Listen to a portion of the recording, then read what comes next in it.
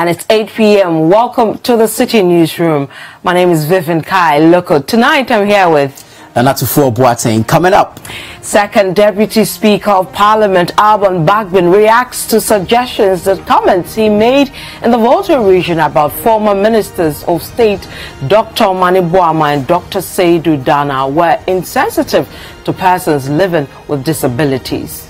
we will tell you the story of a young man who continues to fight for compensation 8 years after he was hit by a stray bullet fired by a soldier at Adomawobi in the Central Region. Also coming up, and government ordered to return all assets of the Ghana Football Association as it officially withdraws its liquidation suit against the association. Also in the news today, newly graduated teachers take to the streets of Kumasi in protest over a new policy that requires teachers to take a licensing examination. And the details now. And the Second Deputy Speaker of Parliament, Alban Bagbin, says he was quoted out of context following backlash over comments he made that were considered offensive to persons living with disabilities. The NDC presidential hopeful, while addressing supporters in the Volta region on his campaign tour, questioned the decision-making of former President John Mahama over the appointment of Dr. Seydou Dana and Dr. Mani Boama as ministers due to their visual and speech impairment. There is more in the following report.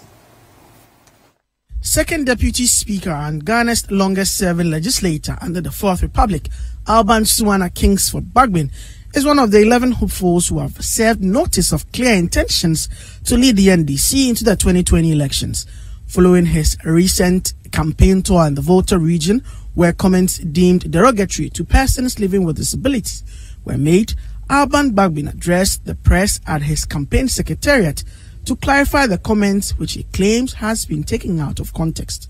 According to him, even though it was an exercise of indiscretion for him to make the said comments in public, it does not mean the comments are wrong. I only question the wisdom in placing 3 of them in some designated ministries. For example, if I said a particular appointment into the Ministry of Chieftaincy would affect the electoral fortunes of our party, it is not to say that the person appointed is incompetent. It is because there is a standing tradition in our chieftaincy institution that disqualifies that person to oversee chieftaincy affairs and would incur the displeasure of the traditional leaders for the party if the person is appointed to the ministry.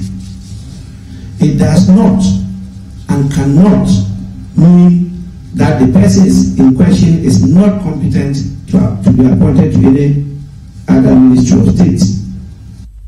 He, however, took responsibility for the comments and the public furor it generated. He denied claims that he was out on a mission to destroy the NDC. I take full responsibility for this situation and the impressions created. I'm doing so because of the importance I attach to our relationships, not because I'm admitting that I've said something wrong. What I did in my speech is to admit that it is not all things that you say in public. That was clear. I apologize for not coming early to clarify the situation. As a seasoned legislator, Alban Bagbin insisted he had no qualms with the over 90 minority MPs who have already endorsed the candidature of former President John Dramani Mahama. Some of these 94 MPs did not go through that experience, and so they could do whatever they are doing, because I learned that bitter lesson and I will not repeat it. And I respect their views and I still interact with them. We talk a lot, and some of the people I mentioned in my submission are very close to me, and we still work together as of today. And so when I called some, they said people are trying to build mountains from what? Ants. So Ghana's longest-serving member of parliament, who's also this year vying to be NDC's flag bearer going to the 2020 elections, has been addressing the press with regards to comments that have been downright described as unpopular he made on his trip off the Volta region as part of efforts to campaign to win that slot. Today he has been explaining why he made those comments, and he says that he's had to choose between the tightrope of political correctness and speaking the truth, and has admitted that it was an indiscretion on his part to have made the comments that he made in public as opposed to making them in private. The NDC race for the flag bearership to lift aloft the flag of that party for the 2020 elections is in full swing. For City News from South La, I am Duke Menson Poku. Now, the High Court in Accra has ordered the government to release all assets of the Ghana Football Association in its possession. The order follows a formal withdrawal of the GFA dissolution suit by the Attorney General, who cited an agreement reached between the government and football governing body FIFA. City News' Fred Tete Jabana was in court and has filed this report. The directive follows the striking out of the dissolution petition by the Commercial Division of the High Court after a formal withdrawal and discontinuation of the case by government. It will be recalled, the court in July this year appointed the Solicitor General as the official liquidator to take charge of all assets belonging to the GFA while the petition suit by the AG was ongoing. The withdrawal of the case today means the initial order of the court does not hold, hence the directive for the release of the assets. Addressing the media after the case, Deputy Attorney General Godfrey Dami says the normalization committee agreed with FIFA will be announced in the coming days. Yeah, what next is that within the next 2 days, I'm very sure about that, FIFA will constitute the normalization committee. It's a decision that we took at in Zurich without any controversy, and I'm sure it's going to be carried out. Within the next 2 days, we'll have the announcement to the normalization committee set up by FIFA and Ghana government, and the membership will be made known to the public, and then they will assume the powers of the GFA. Godfrey Dame further revealed that investigations into alleged unlawful acts by former GFA President Kwesi Nantechi and other officials are still ongoing, and promised legal action against any of them found to have breached the law. Investigations are ongoing, and I do not think that we have to push the investigative bodies to arrive at anything. They do things in accordance with their procedures and law. And further to that, FIFA and government of Ghana agreed to set up a special task force, as I indicated. It's not just a composition of a normalization committee that we agreed on. The Ghana government, the FIFA and CAF also agreed to set up a joint special task force that will have the responsibility of reviewing the disciplinary mechanisms available for football now, and to assess the conduct of all the persons caught in the announced video, to indeed go beyond the announced video and set up proper disciplinary structures for bringing to book persons caught to have engaged in these infractions and all. And where the infractions border on a violation of the domestic laws of Ghana, for example, if a person takes money and is clearly seen to be in a way as to border on the commission of a crime, as stealing, fraud, and what have you, that person will be sanctioned in accordance with the domestic laws of Ghana. Well, away from the courts, the University of Ghana prides itself on having some of the best residential facilities in the country. The university has about 14 residential facilities, inclusive of the 4 new hostels constructed in 2012 to solve accommodation challenges facing the university. A visit by City News, however, reviewed a number of accommodation challenges when freshmen for the 2018-2019 academic year reported to school today. There is more in the following report. Despite steps taken to increase residential facilities, the University of Ghana seems to be facing some challenges with accommodation. This was more pronounced when a number of freshmen hopelessly moved from one residential facility to the other in search of accommodation. I was told sometimes some of the rooms are left. Then when you come and they'll give it to you, they'll be given out to you. I came and I've moved to about 3 halls now, but still all that they have to say is no bed for us. When we came, we went to a Equafo hall. We saw the senior tutor and it was like the halls are full, so he can't help us. Saturday we came to Pent Hall, and then they told us they don't work on Saturdays, but the halls are not actually full, so it's a network problem, so we should keep refreshing the page. But in contrast to what the senior tutor told us, we still don't know which is which. For some guardians like Cecilia, considering the additional cost of the awards being non-residential students means they might defer the academic journey of the awards to next year. room. room. Ntisi anu so yeze me papa pa odan ka first year faneze nyame na adumara o me he room net ye ko second year pone wenye room po na nka awofo because nsatie nyina ayepe obi o wa na ahumswa na sisi yenye room ina afane so yenye admission ma pra me school fees isuminye room a baby afana bada na was school fees na ye tuen obotuma me 10% sisi yenye bia ye beko na yakwa de obotuma za amanya na ya twa next year yame ya aduma. In an interview with City News, some continuing students revealed how the situation has bred a practice of extortion, with some persons hoarding rooms and selling them at exorbitant prices. Freshmen to campus, and you have people selling beds, some as high as 1,009 for the traditional halls. You have people selling their beds for as much out of the traditional halls. We have inner rooms and then the outer rooms. The inner rooms is just probably just for one person. The outer has 2 people. So for the outer, people are selling it as 1,900. The least you could possibly get an outer for is around 1,500. For the inner, it's a flat 3,000. And so this is a sort of, exploitation that is happening. For Gabriel, a level 400 performing arts student, the problems of accommodation coupled with his academic work have compelled him to sometimes sleep at his department at night. Sometimes it's too late for me. I just perch around with friends. And the perching to the university doesn't support perching. So it is something you have to do with care. As performing artists, we have our dance halls. So sometimes we just encourage ourselves and we sleep over in the dance halls.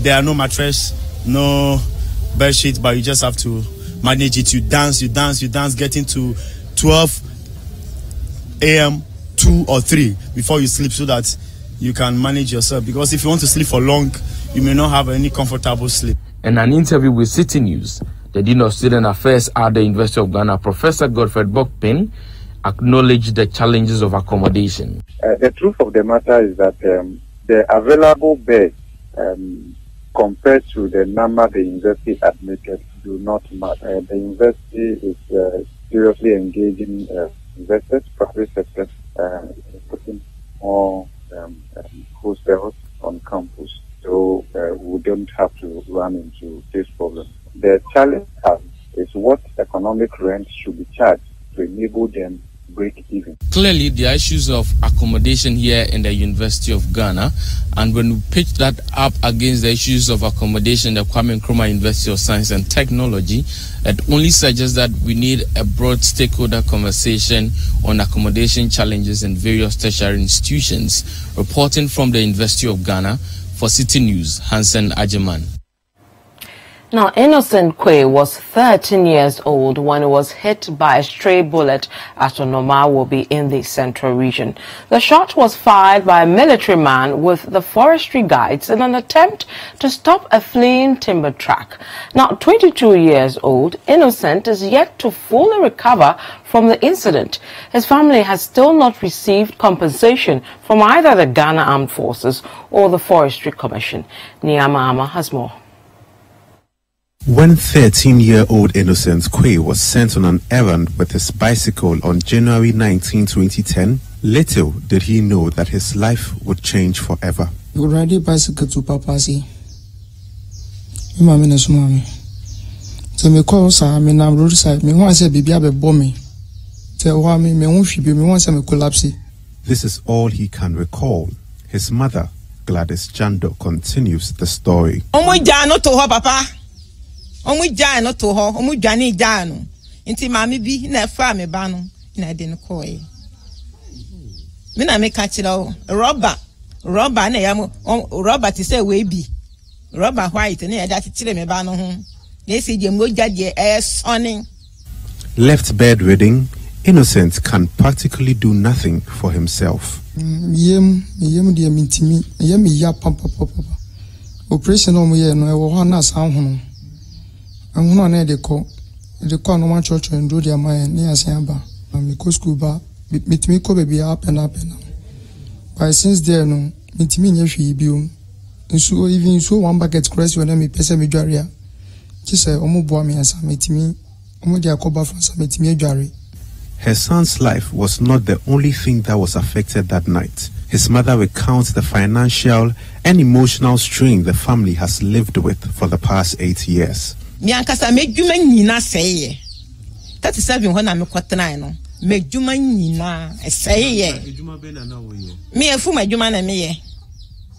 Efu medjuma mefu 3 posts. Mi ba ni nyina seye. Na be na na wo dua. Mi dua banchi. Banchi ni nyina seye. Afi me ba me nya sika. Bosia nkoa na me bo. Me ba ya na oda hoi. Ya me sa me di ne ko wa say 1 month me fa na kwa check up. Tisa me kwa gisika wo bi ho. Tisa me kwa gisika wa ha. De bia me bo bosia. Se sia me ti wanyina akrapo medica se sia me ti. Me ba yin nti. Akwalai senior wa bre no. O se mo ye den. Mo ma bo free sika dachi. Me nti wa de bia. Se sia me ametra ho me. Ma ho de na aka hin. Ne se sia se mewu. Nyame afra me. Mi ja me ba yi sti ho a. One never shall bofra no. A car me kita. Obi with 10 million, obi 5 million, obi 6 million, 4 million, 3 million. Sakana me jago me wu mekono. One never tell ya sakano. She also laments the armed forces and Forestry Commission's failure to compensate her son despite several appeals. Yes, yeah, the papa no kwen almost on my friend out to now. Omu, and I say, they didn't make us say. Uwe krasi dia nipa nya den nipa mbu uwe krasi a nipa mbu sense ayete e condition mu ba yi na hu se mframa agba ya hu ekwese o ka se bibi wo fie ho na wa uwe krasi ne de no kwali ni ukokro mu a omu mbu omu nkasa ya omu se o mefra ya omu nkasa ya hu. Though the Ghana Armed Forces has admitted knowledge of the case, it has declined to comment on the record. It, however, called on the family to be patient to allow for standard procedures to be carried out. Conversely, the CEO of the Forestry Commission, Kwejo Owusu-Efiyi, has assured that his outfit will do its best to do right by the family. For the past 8 years, Innocent has been left in this state. Often unable to do anything for himself, he relies solely on his family members.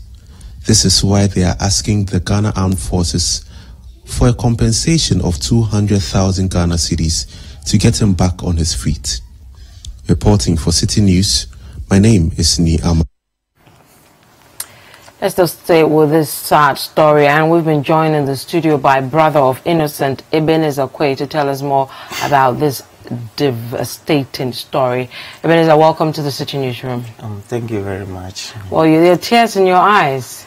Sorry about that. How have you been coping, and your mother and your brother, all these years? It's been a sad story being there. And then since the incident happened, we have to, since my mother have to move to the 7 to go and sit with my brother and then look after him. I have to move from where we are to my sister's place at Western Region, where I had my basic education there. Because of the incident. There was no one there to take care of us. My sister too was taken by a woman who was nearby where we are, and then they take care of the child, and then we had to move to my sister's place, and then she looked after my education. It wasn't easy. It wasn't easy. So because of this incident, your mother was forced to leave Accra and go to the village to cut down on costs and all that. And you had to be given to somebody else as well as your sister for your mother to cook. But your brother, during the period that this happened, he was in school. He was in school. He was about to write BEC when the incident happened. So when he came back, he was very weak. He can't talk. You see, when he even asked him to sit down in a chair to write, it's very difficult. His hand will be shaking. And even so, the BEC, because of that incident, he couldn't do anything in the BEC. His whole body was... Sometimes you see that there's blood coming out. You see that it pumps like water coming out of this. You have to take it back to the hospital for treatment. When you bring him back, it keeps long, 2 weeks, 3 weeks, then you see that there's it starts happening again. It didn't happen again. So because of this, he's not been able to return to school. And he's still at home as you have been. So who took care of all these medical costs during the period after the main incident and during this period till today? When he was taken to the Ghana Military Hospital, 3 days before, the Ghana Forestry Commission sent someone to come, and they said they have that someone was shot during the operation on Danmobi Road, so they came to come and look after them. So when they came, they were just looking at him as if they don't care about him and all that. So they came, and then we told them that this is the incident that happened. So it was broadcasted on GTV that day.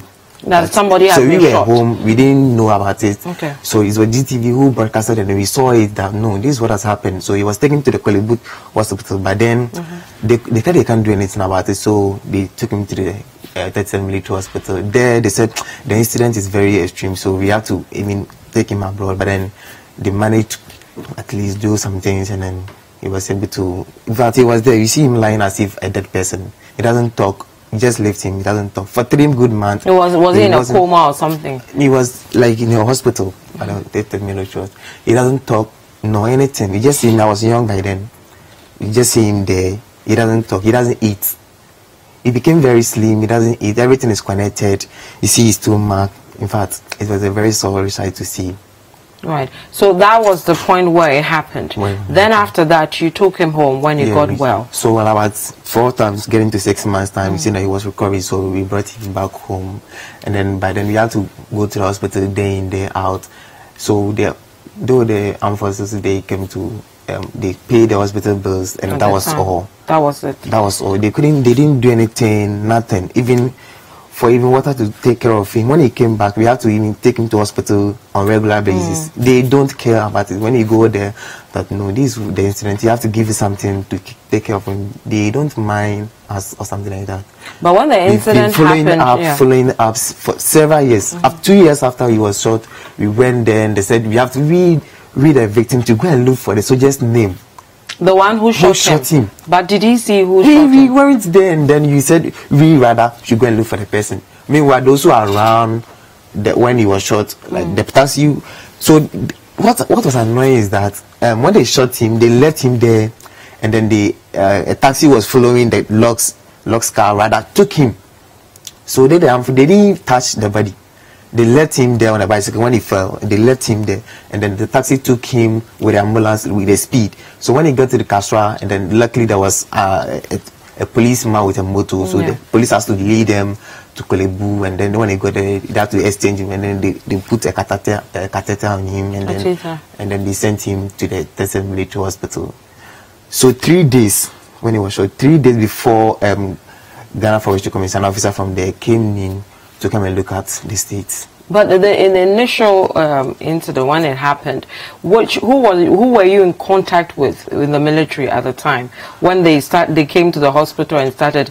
The one who came there was from the Ghana Forestry Commission, but not the military, because you said the military paid for the bill after he was discharged. They paid the hospital bills actually for them, but then I didn't know. I was very young by then, so I didn't know who was paying. But then I learned Mr. Ghana from the Ghana Forestry Commission was the one who has been coming there and then be checking up on him. Okay, so where is this Mr. Ghana? Mr. Ghana is telling you he has been transferred to the northern side, actually. And so you cut ties with him, or he cut ties with you? Yeah, we have been going to him when he was at Chimwata Forest, but now he's no more there, so we don't hear from him. Okay. The Forestry Commission, have they been in contact with you after the incident? No, they've not been in contact with us. We have to go there always, and then they keep telling us we should go and look for the soldier's name. We brought the soldier's name. They said that's not the soldier's name. Oh, you found the soldier's and they said that is not the soldier's name. So we should go and look for the one who was suffering. Look at the state.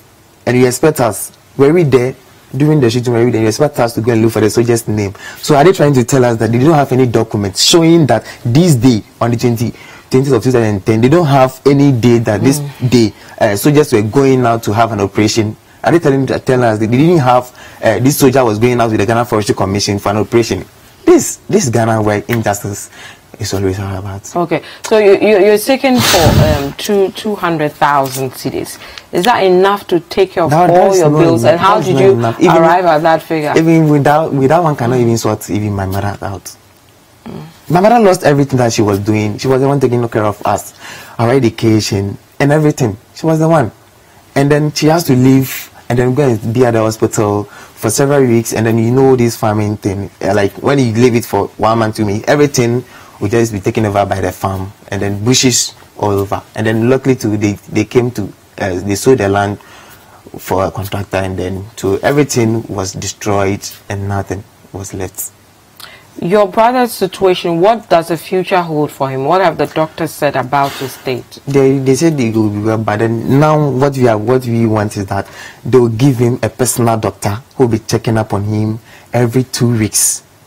Because now, you see that as time goes on, you see that this place will get like you see like some bombs will be coming up.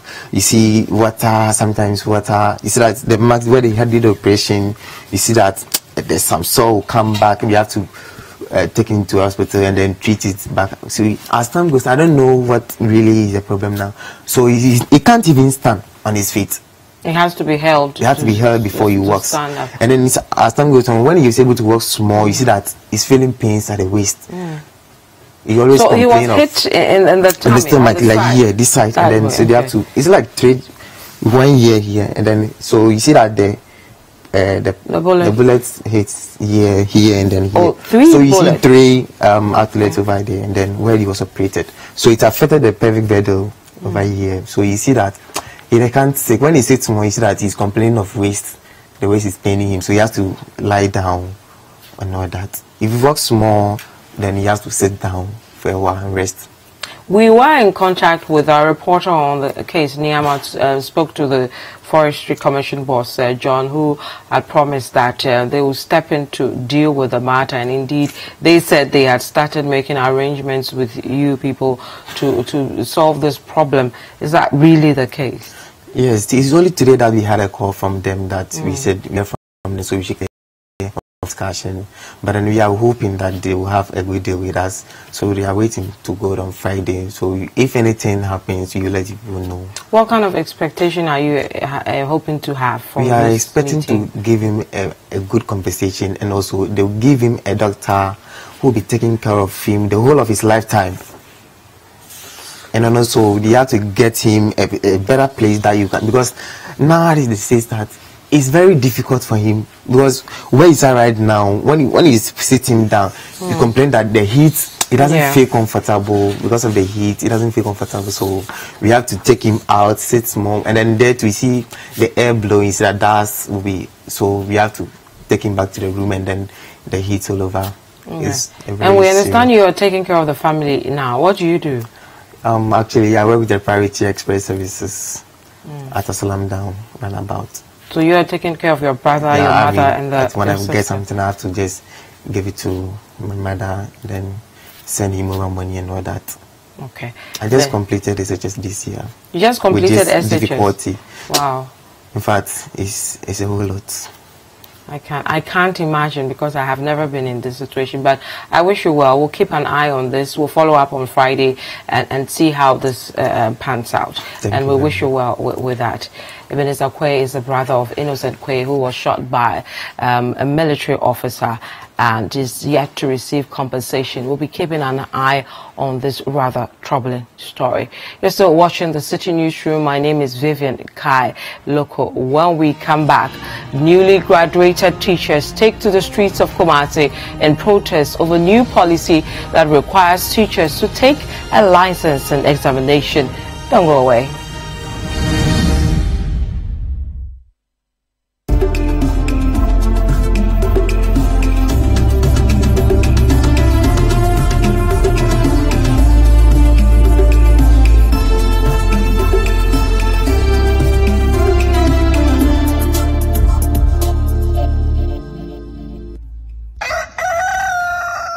Spice up your mornings with culturally enriched conversations, social interviews, and policy-oriented discussions that will keep you updated on the progress of the nation.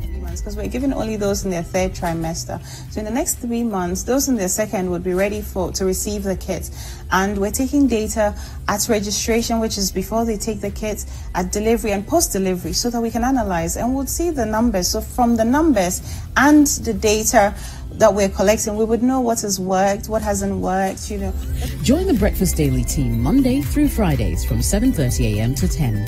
Let your voice be heard with the hashtag Breakfast Daily. Join us for breakfast daily, only on City TV.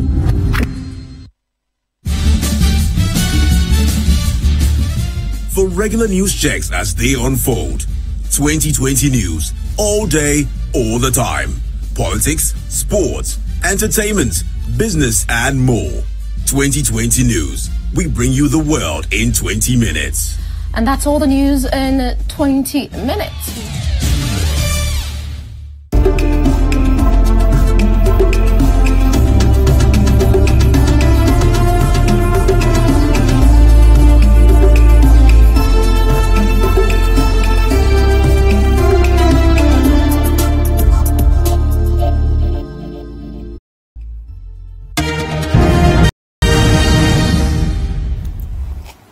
Welcome back to the City Newsroom. My name is Vivian Kai Loco. Tonight I'm here with Anatufo Boateng. Now, newly trained teachers from various colleges of education marched through the principal streets of the Ashanti Regional Capital, Kumasi, to protest against the licensure examination.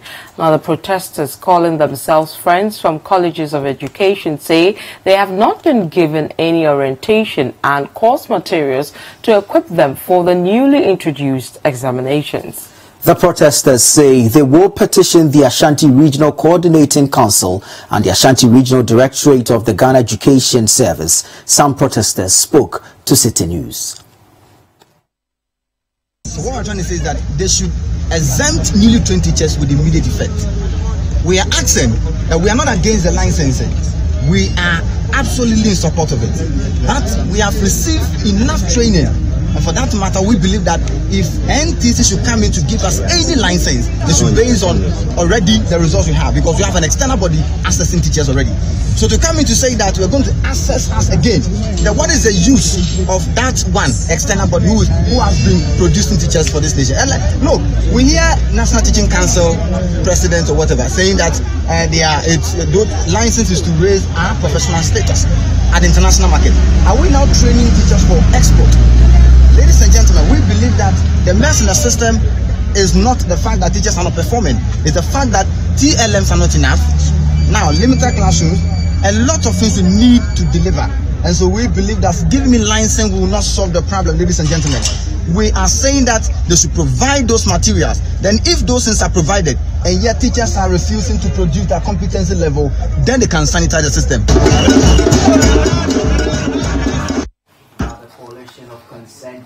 Ghana has served notice to strike on October 31, 2018. The intended strike forms part of measures to put pressure on government to defray accumulated arrears of the over 42,000 members of the coalition.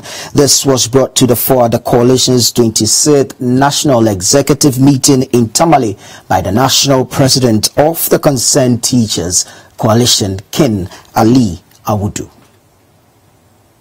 Government should ensure that the issue of salary arrears owed to the over 42,000 teachers is cleared latest October 31 as agreed.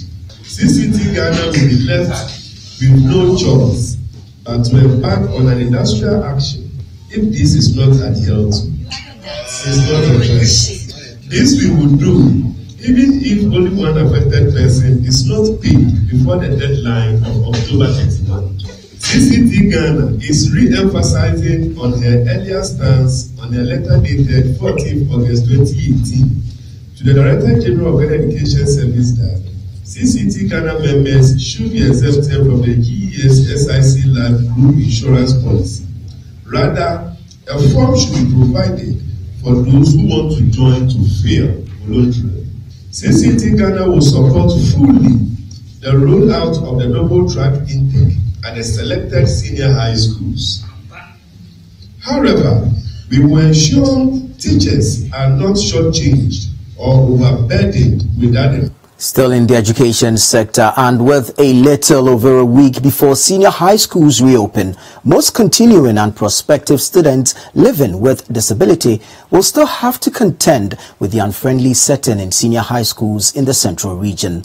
This is because almost all of the public senior high schools in the region, per checks by City News, do not have any infrastructural modification to suit such students. There is more in this report.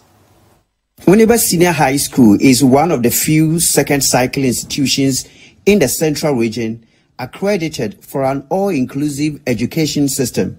This means Winneba Senior High School will be an exclusive school for students with hearing impairment. However, years after this accreditation, some students, such as the hearing impaired students, have not been gaining admission to the school. But the Winneba Senior High School is not the only exception. A number of senior high schools in the central region are not disability friendly. Checks at some of these schools, including Infantsman Girls Senior High School, revealed that students living with disability struggle daily to climb stairs and use amenities as they are unfriendly to them. The schools also lack specific learning aids for the special students. Nana George Frimpong is the Central Regional President of Federation of People Living with Disability. How will you feel if, as a hearing impaired child, as a deaf child, you go to a normal and code school, a regular school setting, and then after you graduate from the BECA, you are sent into a segregated setting, an exclusive school at Mampon, Equapim, where there are only deaf children? How will you feel as a person? You will feel inferior.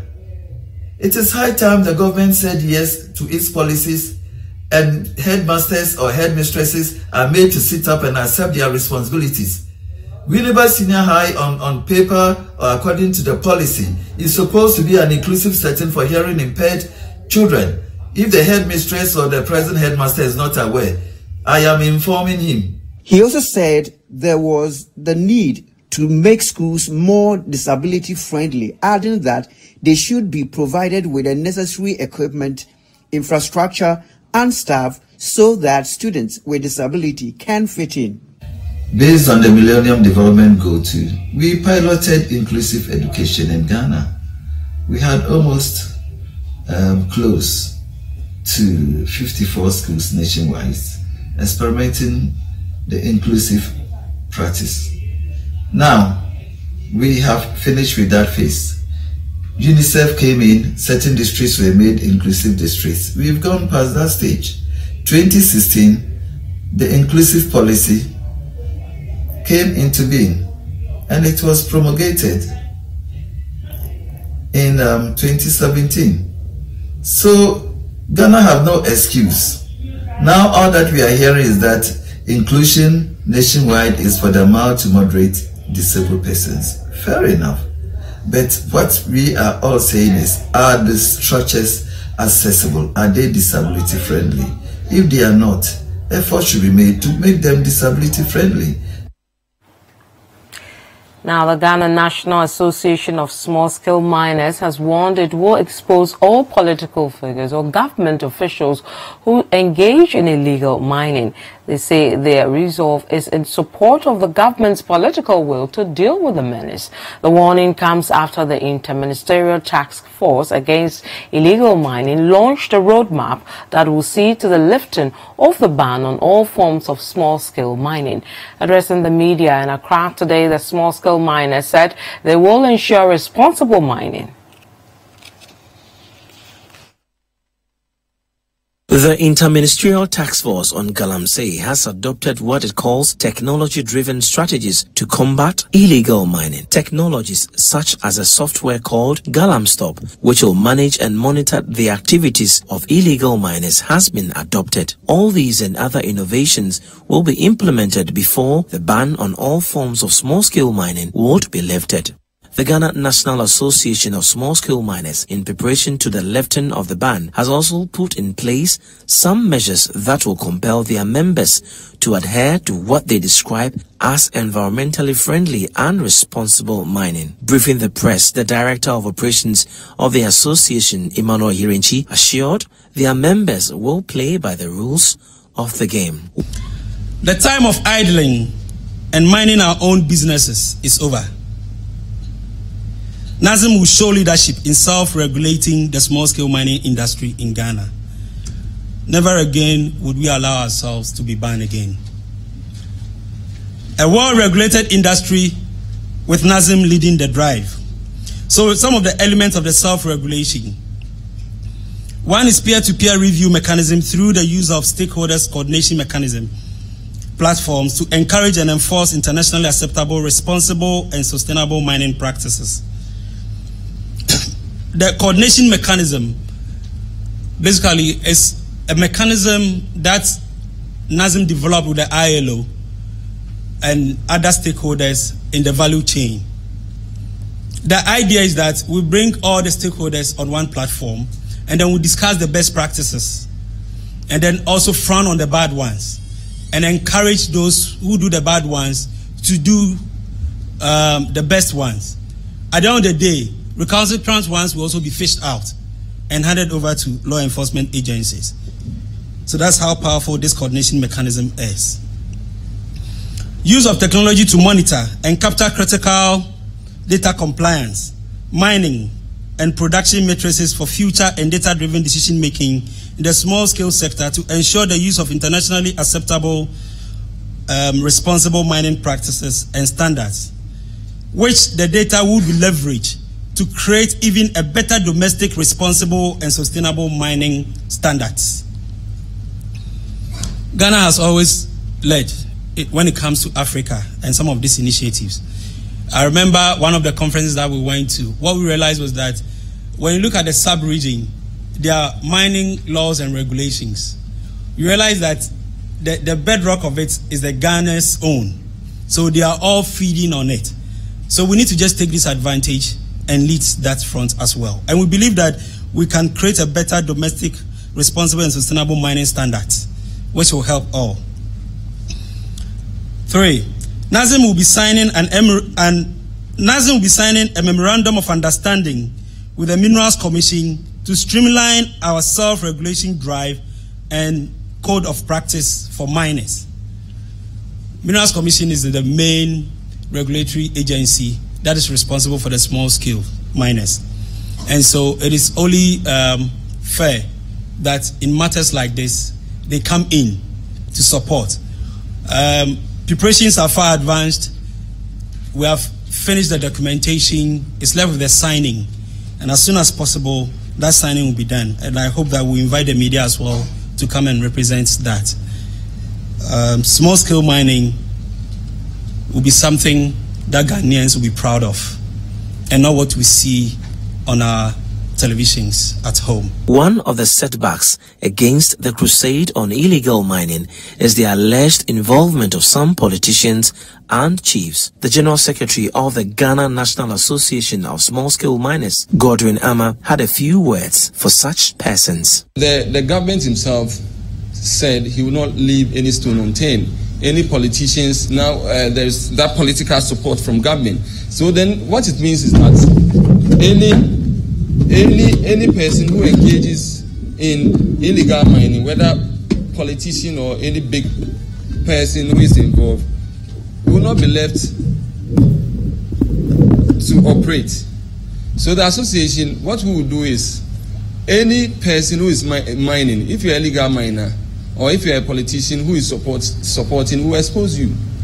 That's the only thing you can do. We know that this particular person, he is encouraging or encouraging people to mine illegally. So it will be you name those who are behind, because we will not sit down and keep quiet. Then at the end of the day, somebody will go and support the illegality, and then you have your legitimate license to operate, and you've done your investment, and then all of a sudden they say there's a ban on it. We are not going to sit down and look at that or sit unconcerned. Any politician or any other big men who are involved or who are behind illegality, we will ensure that we expose them so that we'll be able to do our business free. Because it's the same people who will come and then be bashing and saying that there's illegal mining going on, and the same people will be behind it. So those who are behind it should know that once we are working or when we get to the field, it won't be like it used to be where they will just be doing anything, people sit on consent.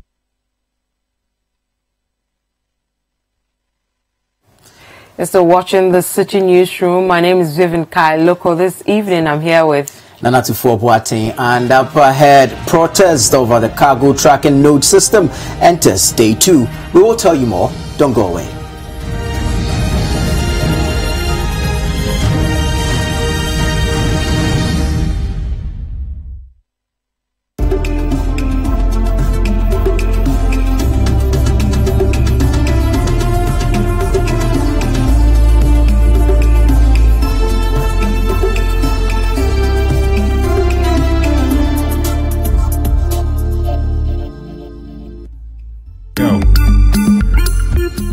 Welcome to another day, another week, and of course another episode of 30 Minutes. We're excited and we will be talking about all the trending conversations. Spend 30 minutes every weekday catching up with all the trending social media conversations of the day. If you tweet it, we'll read it.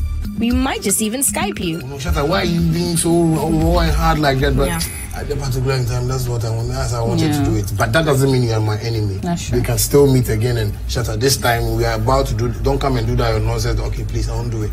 And we'll give respect to each other. But sometimes I feel, you know, when we are all humans. When somebody says something about me, Shatta, hey, no, I might want to say something. Yeah. So, but when I say it, people shouldn't take it like taking things, you know, personal and stuff. I've understood showbiz now, and I really want to work on it. Like 30 minutes is all it takes, so use the hashtag 30minutes on social media to catch our attention. Join the most interactive social media TV show weekdays at 5 p.m. only on City TV.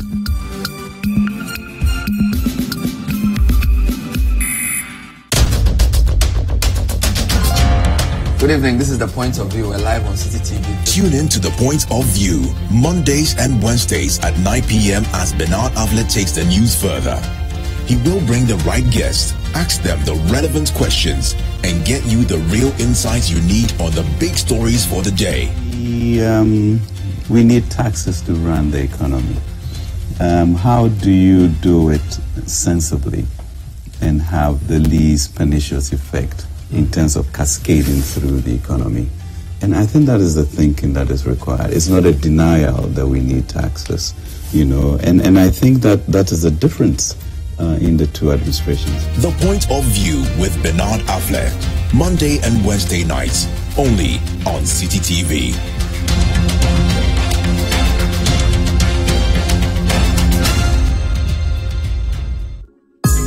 Every Thursday night on City TV, you're welcome to join women from different backgrounds and opinions as they weigh in on your relationship issues. Watch Sister Sister as the ladies get real with issues about love, marriage, betrayal, sex, dating, trust, finances, and more. You can tell him, like she said, tell him about it because clearly you have a problem with it. But if he's still, you know, being that way, then you might have to advise yourself because it's a weird thing. Join Jessica and her sisters for City TV's all-women talk show, Sister Sister, every Thursday at 9 p.m.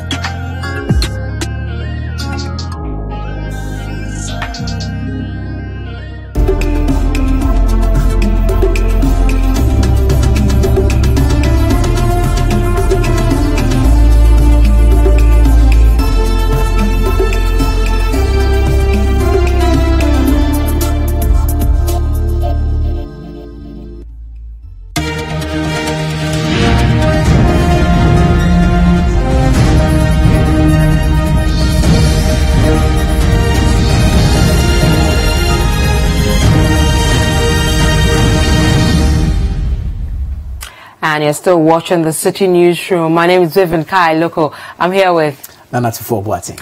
Now, only 48 agents pay their duty nationwide as the strike by freight forwarders over the implementation of the cargo tracking note entered its second day.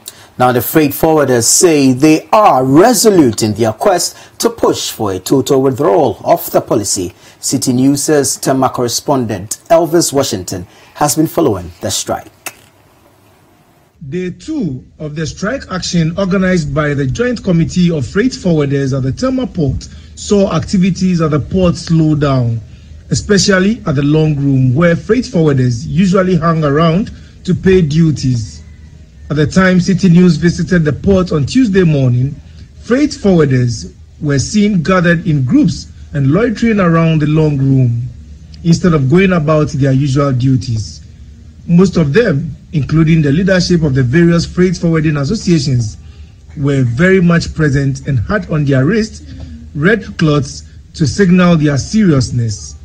City News understands that by close of work on Monday, only 48 agents had paid their duties. This is what the leadership of the various freight forwarding associations told City News with regards to the strike action. As we started yesterday, we gave a 3-day off. That's what we're going to do. We're still going at, full steam. This is not just happening in Tema, it's happening in Takoradi, Lubo, Aflao, KIA, all across the country. In fact, in Sunyani as well. So, just like we said, we're continuing. And so you can tell the effect of this whole thing. On a good day, you'd have more than 2,000 declarations going through. So if you have 48, then you know the effect of what is happening. What I say is very simple. The government should listen to us. We won't collect the trade data of this country and give it to one person. We won't allow one person to make 90 to 200 million euros a year to his pocket for us to suffer. You understand? So if CTA is that good, why would customers accept their values? You understand? So this is just create root and share. They just want to make money and at our expense, and we will allow it. Here at the Tema Port, the long room specifically. Indeed, today freight forwarders are here still going on with their strike. They are saying they are not going to relent on their action until something is heard from government. For City Newsroom, Elvis Washington reporting from the long room, Tema. Meanwhile, hundreds of freight forwarders from the western region this morning also stormed the Takoradi Customs Sector Command of the Ghana Revenue Authority as part of their 3-day strike against the implementation of the cargo tracking note system. The Takoradi Sector Customs Commander, Ebenezer Hiato, who was not comfortable with the disruption of work and atmosphere at the Customs Office, told City News' Akwese Jainim that the situation is affecting revenue targets.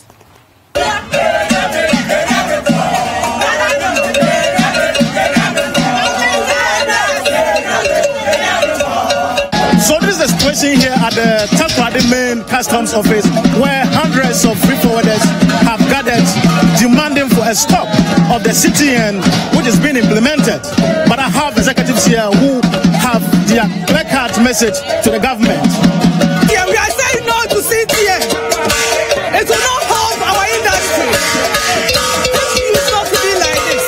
Carlos, when he was in power, when he was part of it, he said it wasn't good. But why is it that now it's favoring him? Because it's his government that is in power. We are saying no to CTN, but we are not to CTN. Customs needs sanitization of the system, but it should not be an extra cost to the importer. If you want to sanitize the system, take the cost and sanitize the system. That's what we are asking. All the information has been provided to customs through manifest. Every shipment comes with a manifest and it's given to customs 72 hours before the cargo arrives. So when it's given to you, any other discrepancy on that document is sought and corrected. You get me? So if you want to use CTN, fair enough. It should not be a cost to the shipper, and whatever information provided to you should be final. Meanwhile, the Takoradi Sector Commander, who has been trying to intervene with the leadership of the free forwarders and their associate members, says the situation is so impactful on the revenue collection at the Takoradi Port. Well, the revenue is going to suffer for 2 days, Monday and Tuesday. And this is the peak period that we work. And the sit-down strike for the 2 days is going to affect us. The impact on us will be drastic.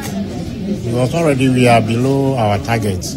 So we need to double up to achieve the target. And if this is going to continue for some time, we will be at a loss. For now, the Takoradi sector commander of the Customs Division of the GRA has been able to convince the leadership of the DIV to allow their members to leave the premises, since they are not the immediate implementers of the CTN. But members over here are adamant and are determined to actually stay here till the time that they want to leave. For City News, I am Akwesi Ejenim. Now, the UK Minister of State for Africa, Harriet Baldwin, says the UK government is working to ensure Ghana does not lose access to the UK market as a result of Brexit. The UK, in a 2016 referendum, decided to exit the European Union. Now, Harriet Baldwin, who is in Ghana for high-level talks with the government, says the UK is politically committed to keeping an open market to all countries. Madam Harriet Baldwin, who is in Ghana for a 2-day working visit, says the UK government wants a new partnership with Africa following its decision to leave the European Union. Madam Baldwin says the British government wants to help Ghana and other African countries address the issue of unemployment under the Economic Transformation Programme. The £20 million package announced by Madam Baldwin will be invested in government flagship programs such as the One District, One Factory and Planting for Food and Jobs. Harriet Baldwin says the Jobs and Economic Transformation Program will be helpful for both countries. Today we are announcing the Jobs and Economic Transformation Program. The program itself is worth £20 million, and the program will be set up to focus on 4 key areas. First of all, it will focus in terms of policy and some of the policy suggestions to make it even easier to do business in Ghana. Secondly, it will focus on promotion of the opportunities for inward investment into Ghana. It will also focus on localizing activity and making sure that more of the value-adding activities take place within Ghana. According to the World Bank, the youth unemployment rate stands at 44%, a situation government describes as unacceptable. Trade Minister Alan Tremantin says the £20 million package will be put to good use. But beyond that, another major part of this program is also supporting the participation of domestic companies, local enterprises, to participate in the growth of these new sectors. I think that is what we are all hoping for. And last but not the least, it is also going to help Ghana identify the gaps in the business environment, in the policy landscape, in these various sectors, so that we can actually attract new investments into these sectors. So we are very pleased that this new program is signaling a new direction for our relations between our 2 countries. Madam Harriet Baldwin had earlier met President Akufo-Addo in his office, where the 2 leaders discussed trade and security in the West African sub-region. There's no reason why we need the security of our countries fully enhanced and find a way of making sure that these terrorist elements are defeated and no longer pose a threat to the stability and coherence of our nations. It's very important. Well, you certainly have my commitment to continue to work with you on that. I know we have a strong defence relationship that we're just touching on, but if there's anything we can do to strengthen that, then we would be always looking for ways to do that, sir. Okay. From the Jubilee House, my name is Sami Wiafi. And here in the studio, my name is Vivian Kai Loco. I'm here with Nanatu Fuopuate. Well, that's it for today's edition of the City Newsroom. Visit CitiNewsroom.com for more stories.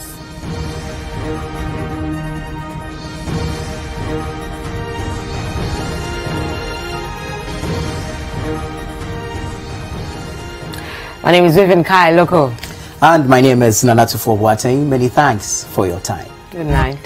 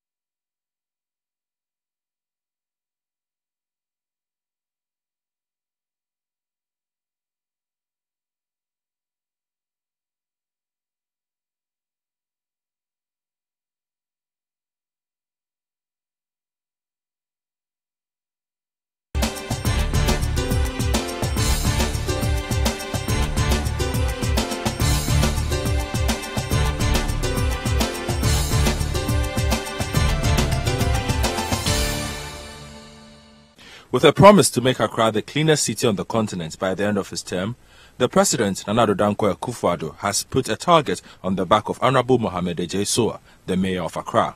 Honorable Ejei-Sowa is facing an ever-populated city that is bursting at the seams. On Face to Face today, we find out his plans to improve traffic and sanitation, as well as his response to charges that he is insensitive to the plight of the underprivileged in the city. Honorable Ejei-Sowa is on Face to Face.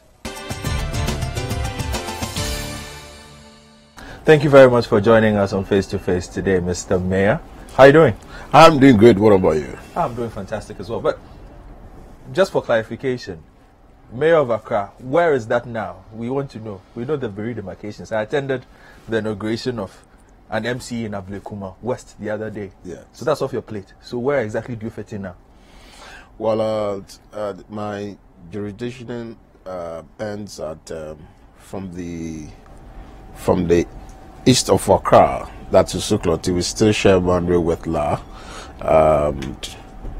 From the Kingdom Stationery, there's an open drain there in front of the Shell Fuller Station. That's where it begins from eastwards, and then to west, we share boundary with Dansuma. So immediately you cross Mamprobi, you are entering into Dansuma. So you have entered into Dansuma, then that's Ablekuma West. And the north, we still share boundary with Okankwin North. Okankwin North starts from the Alaju, the police depot. The police depot, then you have entered into Okankwin North. That's the police training school. And then also Ayawaso East on a ring road, Nima Divisional Police Command Office, you have entered into another jurisdiction. And then Ayawaso West, and so the Jubilee House now is in Ayawaso East Municipal Assembly. Okay. And then the Vice President House is also in Ayawaso East Municipal Assembly. So technically the ring road, part of the ring road, it's split out between AMA and then Ayawaso East. But Ayawaso Central constituency is still within AMA, which is Alaju, Paloma area, Tipto, coming to Circle, into Kaneshi, Matayeko. These are the communities that are still within AMA. Quite significant, but you've listed a litany of areas. I'm sure a lot of those people still don't know they are no longer under AMA. They don't know what? They don't know they are no longer under AMA. Well, considering the fact if there are any problems, well, of course, I know that. If you look at Accra, it's a very compact place, and the redemarcation of the areas and assigning duties to other assemblies is intended to probably ease the pressure on one assembly because of the numbers. Because if you reference the 2010 population and housing census, in Accra Central, in Accra alone, we have